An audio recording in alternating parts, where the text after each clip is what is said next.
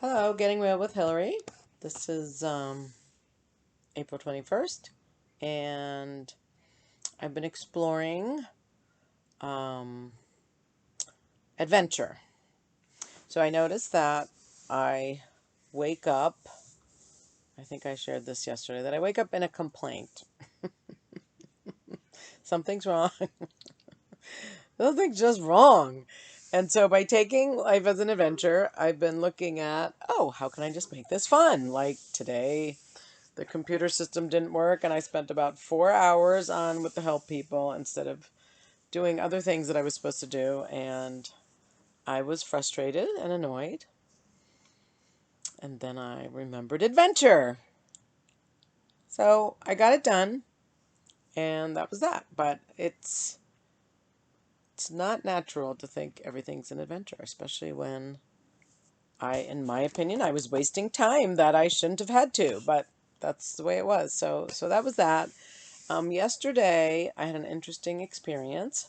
I was noticing how great I was feeling. I wasn't feeling sick anymore, and my back was good, and um, I had a conversation, and I was in a great mood from the weekend and adventure and just ready to have a great life, right?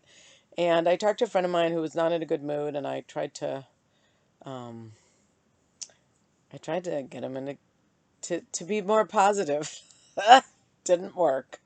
And that was okay. But then my daughter, I was going to do this thing with getting your greatness with her, and she was just not in a good mood. And finally she said, Mom, I just want to be able to be miserable. Stop trying to get me in a good mood. And I was like, oh, okay.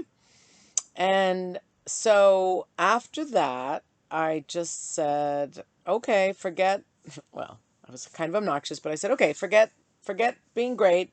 You're a loser. And I texted her, the loser emoji. And then I was sitting here and I was like, and I'm a loser too. And all of a sudden, I was just in a bad mood and I couldn't figure out what was wrong with me. And then I noticed that all of a sudden I had those symptoms again, like my chest was tight and I had a headache and I just didn't feel well. And I was like, and it was hard to breathe. And I was like, whoa. Now I'm coughing. And I said, wow, just because I was not in a good mood. And I realized I was talking it through with a friend of mine. I was like, I was in such a good mood, and what happened? And I know I hate if I'm not in a good mood, like for my mother or someone to try to get me perky or to try to get me in a good mood. I just need to be able to be with it and experience it and not resist it, and then it'll go away. But if I think I shouldn't be or I make myself wrong for it, then it gets worse. I get stuck in the bad mood, shouldn't be in a bad mood cycle. So I think I was kind of beating myself that I should have known better. I should have known better than to try to talk them into being happy when they weren't. And I should have just understood and recreated it and let them be. So when I get the conversation, I should have known better. That's like my 2-year-old going, should have known better. You're an idiot. But so it took me a while to figure out what it was. And then I felt fine. Like I actually went for a walk and I was like, wow, I can't breathe. And it was really hard to breathe. But then once I distinguished it and I realized, oh, that's just my little young conversation. I should have known better. And I can learn from that. And the next time my daughter's in a bad mood or my friend's in a bad mood, I can just let them be. So it was a learning lesson. But what I thought was very interesting was how all of a sudden, when I wasn't happy with myself, how I started feeling sick. And I thought, wow, how many of these coronas are made worse by people not, thinking it was their fault or whatever, or just blaming themselves. Like how much worse is sickness or symptoms when you are blaming yourself or making yourself wrong. That's what I'm interested in, or that's what I was just wondering. So that was that. I've been doing this 21 Days of Abundance meditation. It's my fourth time. And I was supposed to do the meditation 3 times. And I was so happy that I was done. And then I realized I did the wrong one. So it's like, oh, darn it. It took a long time to do those 3. So I'm pissed. So I'm going to listen to them. I don't know. I'm going to go see my son. I'm going to be driving, so I might listen in the car. But I like to check off the day that it's done. I'm like, darn it. So that was one thing. The other thing was I've been, exploring what I'm going to do next and how I'm going to replace my income eventually when I retire. And I was just like, oh, nothing's working. But I'm doing the meditations and the abundance and looking at what stops me. And then today, and I was just having a problem with asking people for money. It's like, all right, screw it. I'll just do it for free. I do this planning. It's very valuable. I'm giving it away. I'm contributing. Fine. I'm not going to worry about the money. And then I got this email that someone subscribed to my website. So I emailed her back and I said, would you like to talk? She asked me a question. I said, would you like to talk? So she did. And she's like, do you do coaching? I'd like to hire you. And I was like, oh. Well, she didn't say she'd like to hire me, but she wanted to know if I did it and how much and stuff like that. So I'm assuming she wants me to hire her. And I didn't give her a price because I was like too nervous. But we set up a time to talk next Wednesday. So I was like, that's a miracle. That's what I want, is for people to find me.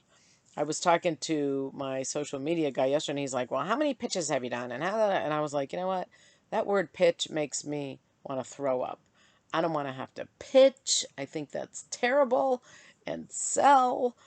I just want to take care of people and help them get what they want. So I have to just change my perspective. Like, I do sell Aflac. Whenever they do a webinar about how to do stuff, it's like, oh, I don't want to have to learn it. I just want to be able to take care of people. Like that I can do. I can talk to them. I can, get them protected, but I don't like to call it selling. So that's another thing I'm looking at. Like, why do I have a problem with that? I guess I don't like to bug people or annoy them. I just want to take care of them. So that was interesting.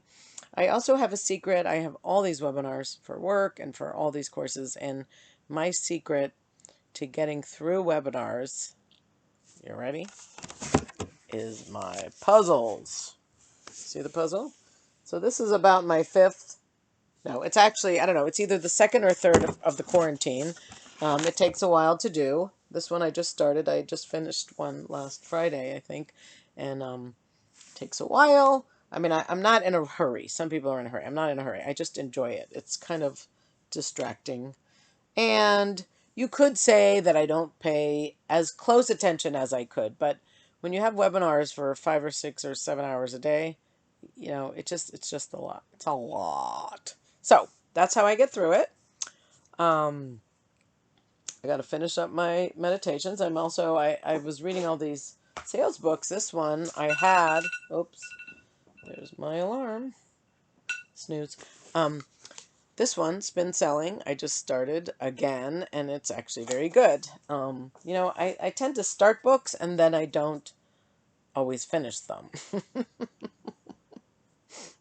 Unless it's a good story. So when it's nonfiction, sometimes it's hard to get through. But anyway, and then the woman who read my book, I still don't know how she heard of my book, but she really liked it. She really related to it. So that was also very cool. So that was my story. All right. Well, thank you for listening. CreatingLifeOutHere.com is my blog. And what else do I have? Oh, Second Piece of French Toast is my book, available on Amazon. Can you believe it? And Getting Real with Hillary, right here, right now. Thank you. Bye-bye. Have a great day and stay safe.